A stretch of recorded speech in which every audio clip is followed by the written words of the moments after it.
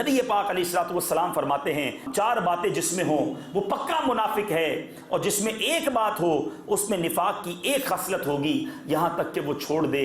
میں یہ 4 باتیں بتانے جا رہا ہوں، میں بھی چیک کر لوں، آپ بھی چیک کر لیں، مدنی چینل کے ناظرین بھی چیک کر لیں کہ اگر کسی کے دل میں یہ علامت ہے تو آج اس سے توبہ کر کے اٹھنا۔ فرماتے ہیں جب اس کے پاس امانت رکھی جائے تو خیانت کرے، یہ پہلی علامت ہے منافق کی۔ اللہ تعالیٰ مجھے اور آپ کو امانت دار بنائے۔ بعض اوقات ہوتا ہے، یہ کاروباری بھائیوں سے میں بات کر لوں، کسی کا پیسہ نکلتا ہے، کسی کا تھوڑا سا مال ہمارے پاس رہ جاتا ہے، بندہ کہتا ہے وہ بھی بھول گیا، چلو ہمارا ہو گیا۔ نہیں، آپ کو واجب ہے، ضروری ہے اس کو لوٹانا۔ اگر اسے یاد نہیں آپ ڈھونڈ کر پہنچائیں۔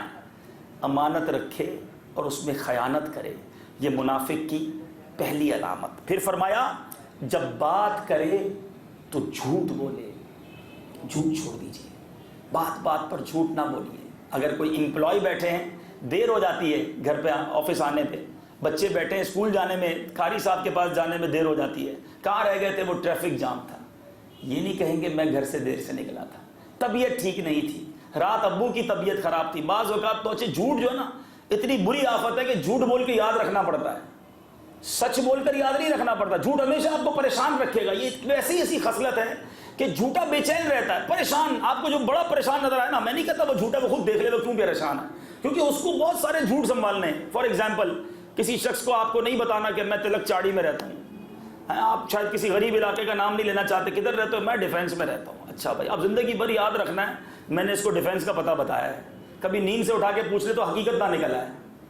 لیکن جو رہتا ہی کسی ایریا میں، اس کو جب بھی پوچھو گے ایک ہی جواب دے گا نا، اس کو ٹینشن نہیں یاد رکھنے کی۔ کئی ایسے ہوتے ہیں جو کبھی نانی مار دیتے ہیں، کبھی دادی مار دیتے ہیں۔ اب ساری زندگی یاد رکھنا پڑے گا کہ میں نے اپنے استاد کے سامنے یا اپنے باس کے سامنے نانی کا انتقال کروا دیا ہے، اگلی بار ایسا نہ ہو یہ کہہ دوں نانی بیمار تھی، وہ پہلے تو انتقال ہو گیا تھا، اب بیمار کہاں سے ہو گئی؟ تو جھوٹ تھا نا، تو سنبھالنا مشکل، بے چین رہتا ہے بندہ۔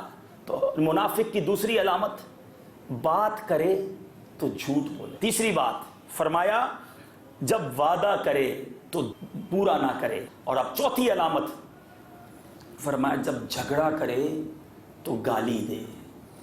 بات بات پر گالی نکالنے والوں آج توبہ کر لو۔ آقا کی زبان بڑی پیاری، بڑی میٹھی، آقا کے غلام کی زبان پر بھی گالی نہیں ہونی چاہیے۔ نیت کر لیں انشاءاللہ آج کے بعد گالی نہیں دوں گا۔ بلے دیکھیں لوگ کہتے ہیں میں گالی نہیں دیتا لیکن جب غصہ آتا ہے تو گالی دیتا ہوں۔ اور بھائی محبت میں کون گالی دیتا ہے؟ تو میں شریفوں کے ساتھ شریف، ہم شریفوں کے ساتھ شریف ہیں، بدماشوں کے ساتھ بدماش ہیں۔ یہ کون سا سوئچ ہے آپ کے اندر کہ آپ بدماش بننا چاہیں تو بٹن دبا کر بدماش بن جاتے ہیں؟ شریف آدمی شریف کے ساتھ بھی شریف ہوتا ہے، بدماش کے ساتھ بھی شریف ہوتا ہے۔ یہ کون سا بدماش کے ساتھ بدماش بن گیا؟